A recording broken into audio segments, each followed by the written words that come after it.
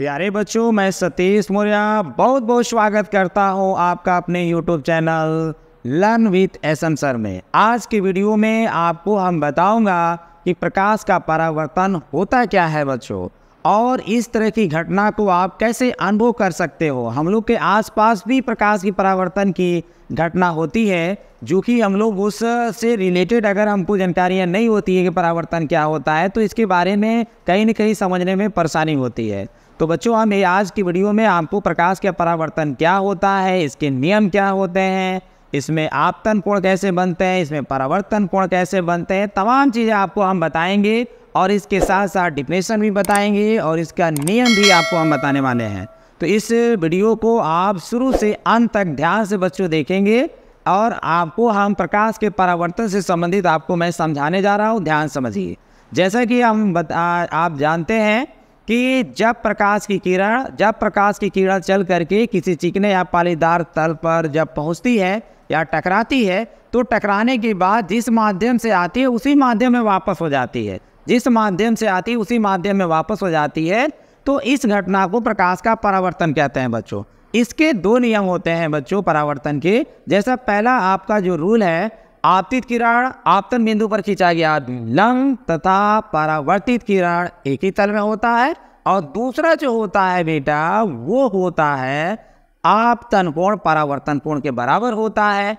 मैंने इसी भाषा में डिफिनेशन को भी लिख रखा है, आपको मैं समझाने जा रहा हूँ, जरा ध्यान से आप समझिए। और मैंने पहले भी बोल रखा है कि आपको जो भी हम कंसेप्ट बताते हैं उसको नोट जरूर करिए, जिससे कि आपको दोहराने में आपको प्रॉब्लम ना हो बच्चों। इसलिए कलम कापी आप रेडी कर चुके होंगे, मुझे पता है। अब चलिए हम आपको समझाते हैं कि प्रकाश के परावर्तन का डिफिनेशन कैसे आप लिखोगे। जैसे कि यहाँ पर आप देख रहे हैं प्रकाश का परावर्तन। बच्चों ध्यान से देखिए, इसको मैंने डिफिनेशन को लिखा है, जब प्रकाश की किरण किसी चिकने या पालिशदार तल से टकराती है और पुनः लौटकर उसी माध्यम में चली जाती है, तो प्रकाश की इस घटना को प्रकाश का परावर्तन कहते हैं। तो बच्चों, डिफिनेशन तो प्रकाश का परावर्तन मैं बता चुका। अब आपको हम बताने वाले हैं कि प्रकाश का जो परावर्तन के जो नियम है वो आपको कैसे लिखना होगा। जैसे परावर्तन के नियम में आपको मैंने बताया हूं कि इसके दो नियम होते हैं। पहला नियम, आपतित किरण आपतन बिंदु पर खींचा गया विलंब तथा परावर्तित किरण एक ही तल में होता है। दूसरा, आपतन कोण परावर्तन कोण के बराबर होता है, अर्थात कोण I बराबर कोण R होता है बच्चों। इस तरह से हम प्रकाश के परावर्तन के सारे जो रूल्स होते हैं वो हम बता चुके हैं। थोड़ा आपको हम फिगर से अवगत कराते हैं बच्चों। फिगर बनाते हैं।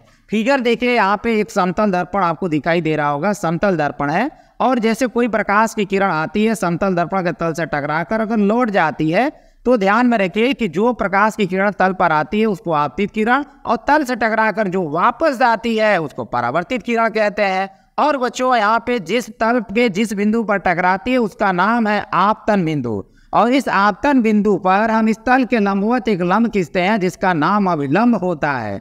और यहाँ पर आप आगे देखेंगे कि आपतित किरण अभिलंब के साथ जो कोण बनाती है बच्चों, उसको हम आपतन कोण के नाम से जानते हैं, आपतन जो है। उसके बाद अगर हम देखें परावर्तित किरण अभिलंब के साथ जो कोण बनाती है उसको परावर्तन कोण R कहते हैं।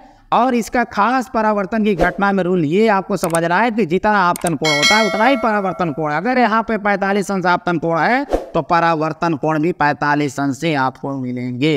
इस तरह से प्रकाश के परावर्तन और इसके नियम है बच्चों, जो आपको मैंने पहले ही बता दिया है कि अर्धवार्षिक और वार्षिक परीक्षा के लिए बहुत ही इंपॉर्टेंट आपका कंसेप्ट है। कई बार बोर्ड में आ गया है और कई बार प्रतियोगी परीक्षाओं में भी आप देखे होंगे कि प्रकाश के परावर्तन से रिलेटेड बहुत सारे क्वेश्चन बन जाते हैं, जो कि वो आपके एग्जाम में मिलता है। और प्रकाश के परावर्तन का कंसेप्ट न जानने की वजह से प्रकाश के परावर्तन से रिलेटेड जो क्वेश्चन होता है वो आप हल नहीं कर पाते हैं।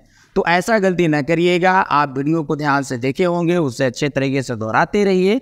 और उम्मीद है बच्चों कि प्रकाश का परावर्तन तथा इसके नियम आप अच्छे तरीके से समझ लिए होंगे। अगर आपको यह वीडियो अगर समझ में आया हो तो ज़रूर आप लाइक, शेयर तथा सब्सक्राइब करें बच्चों, और इसके साथ बेल आइकन को भी दबाइए, जिससे जो भी हम वीडियो डालें नोटिफिकेशन आसानी से आपके तक पहुंच जाए बच्चों। इसके लिए वीडियो देखने के लिए धन्यवाद।